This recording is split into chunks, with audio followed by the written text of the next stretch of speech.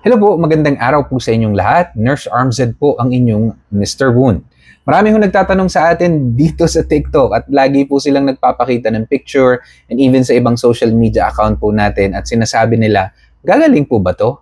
So meron kang bed sore, stage 3, stage 4, may iba naman fungating wounds na sa bandang suso o kaya naman meron po silang aksidente. Sa totoo lang po, hindi po sarcasm yung akin pong isinasagot, kundi ibinabato po natin sa pasyente mismo kung siya po yung nag-i-inquire or dun sa inaalagaan po nila. Dahil ang makakapag-predict lamang po ng pagpapagaling ay ang kanya pong katawan or ang katawan na may sugat. Tatandaan po natin ang trabaho ng doktor, okay? Bigyan po kayo ng antibiotic if may mga senyales na meron pong mga nagbabantang infeksyon at mikrobyo base po sa presentation ng inyo pong sugat. Pero hindi po yon para pagalingin kayo.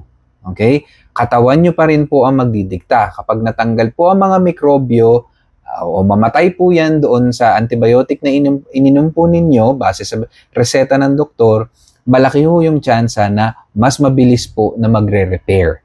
Kung gaano kabilis, well, depende po yan sa inyo pong immune system.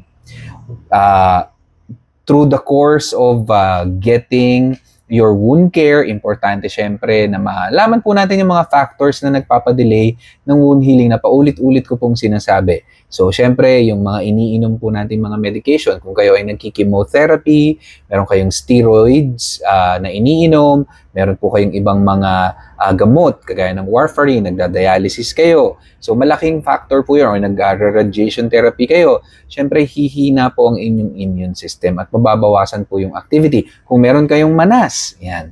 So hindi rin po priority ang wound healing. So kailangan bumaling muna ang manas bago po magawa ng katawan natin ang pagpapagaling. Ano pa, kung meron kayong mga chronic diseases, kagaya po ng diabetes, kung sobrang taas po ang inyong sugar, then kailangan pong i-regulate ng ating pong manggagamot yan. Pag na-regulate po natin, bumalik po sa 70 to 120, ibig sabihin, signal po yun ng inyong katawan na gagawin niya po yung repair. At, ang pinaka-importante, okay, marami naman factors sa delayed wound healing. Itanong nyo na lang po sa inyo pong mga manggagamot.